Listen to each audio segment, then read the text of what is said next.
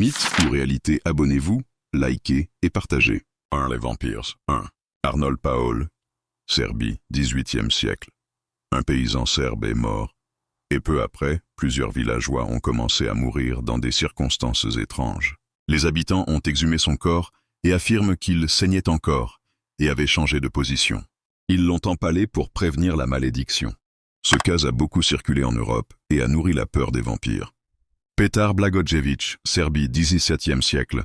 Morte en 1725, des villageois ont déclaré qu'il revenait de la tombe pour attaquer ses proches. On a ouvert le cercueil et trouvé son corps intact et souple, empalé et brûlé selon la tradition locale pour stopper sa malédiction vampirique.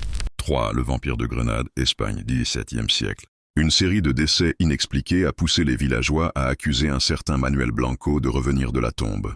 Une enquête de l'époque a mené à des pratiques d'exhumation et de brûlage, alimentant le mythe. 2. Les loups-garous. 1. Gilles Garnier, France, 16e siècle.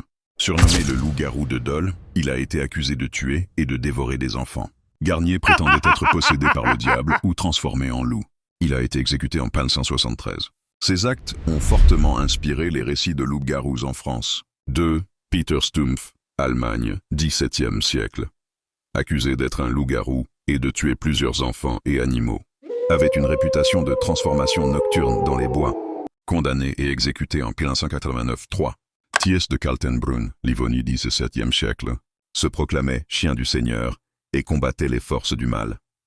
Plutôt qu'une menace, il prétendait aider le village en se transformant en loup pour chasser les démons. Son récit montre que le mythe pouvait aussi être héroïque et positif. 3.